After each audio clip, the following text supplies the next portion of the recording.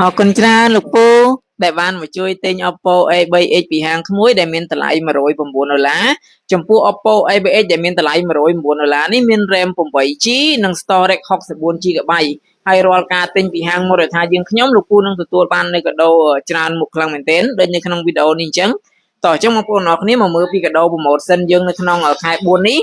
រាល់ការទិញ Oppo A3X ដែលមានតម្លៃ$109នៅក្នុងខែ4នេះបងប្អូននឹងទទួលបាននៅកាដូទី1ដែលមានតម្លៃរហូតដល់$15តែមាន3ជម្រើសជូនដល់បងប្អូនអរគ្នាបងប្អូនអាចយកជា